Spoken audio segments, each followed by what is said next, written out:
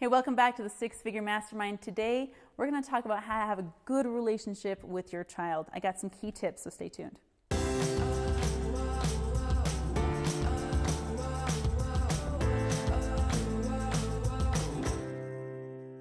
If you're anything like me, you know what it's like to be sleeping in your very own bed and then at 2 o'clock in the morning have this little rustle come in through your bedroom door, and suddenly you've got this little body in the bed next to you and you're sleeping with a foot in your face. I get it. And sometimes that can be really tiring, especially when you have a big workload ahead of you, or maybe you even need to pull an all-nighter.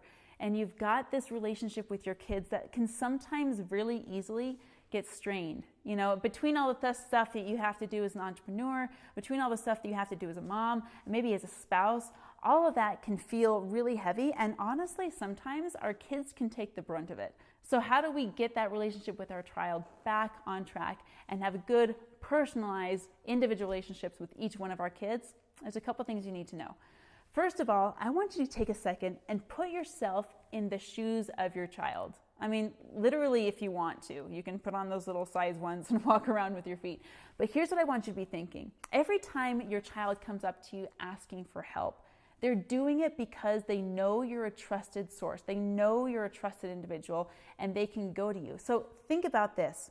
Whenever your child comes to you and you're tempted to go, ugh, or again, even if like it's on the outside or the inside. I know as parents, we try and keep those groans and exasperated sighs to ourselves, but sometimes, let's be honest, they get on the outside. Whenever you feel tempted to do that, stop and think for a minute. Think about what your child was doing just before they came knocking on your door. Think about what it's like to be 3 years old and to want to get a tortilla off the counter and you can't quite reach it because it's way above your head. I can relate to this because I'm only 5'3". It's still really hard for me to reach everything in my kitchen, and I understand how frustrating it is. Okay? Think about what it's like to be 5 years old and you have all this pressure to be on the bus with your siblings for school and you just can't find your shoes because, gosh darn it, for the 20th time your mom told you, you didn't put them away where you're supposed to put them away, and you can't find them, and the most important thing in your world is getting to the bus on time. If you put yourself in the shoes of your child, put yourself in their mindset and consider what it is that is making them come to you, it really takes the burden off of the frustration. It takes the frustration out of your realm of recognition, because you realize what's most important to them, they're coming to you for. And really, to be honest, would you rather have them go to anyone else? Would you really rather have them put their trust in what should be their parent in someone else and miss out on that and not be the person of trust when it comes time for something really important? Because here's the thing. The small stuff, it's the big stuff. The small stuff is where they learn to trust you as a parent and trust you as a human being. And when the big stuff comes, if they can't trust you with the small stuff, I can guarantee it, they're not going to trust you with the big important stuff either. Now, I've talked a lot about little kids, and it must be because I have little kids. Okay, I've got 12 all the way down to 3, so I know what it's like to deal with these amazing little people that I'm raising. But I also have this older child that's stepping into the teen years, okay, that's starting to push the boundaries and challenge and starting to, she's as tall as me now, right? Which admittedly, again, wasn't hard, but she's getting to the point where, you know what? I'm not sure if this is something, she'll pick a rule or pick a standard or something and then question and push the boundaries of it, okay? How do we dispel the tension between you and your teenager or your young adult, okay? Now again, I've got a preteen, but you know what? I used to be a teenager, and you probably did too. Or maybe you are a teenager and you're watching this and you secretly want your parents to watch it later, right? So how do we create a good relationship with that specific age bracket? First and foremost, I need you to understand something. There is a stigma around teenagers, and I don't know where it came from. I don't know why it exists, and there's no reason I can think of for it to propagate. There's this stigma that teenagers are hard, or that being a teenager is hard, okay? If you want to begin to connect with your teen, you've got to completely get rid of that idea. Forget for a minute that teenagers are hard. Forget for a minute that being a teenager is hard, and just remember the person that you're speaking in front of. They're coming to you and maybe they're pushing the boundaries. Maybe they want to bring a battle. Maybe they want to have some conflict. Consider what's really going on. They're really testing what is going to be their standard of living. And here's what I mean when I say that.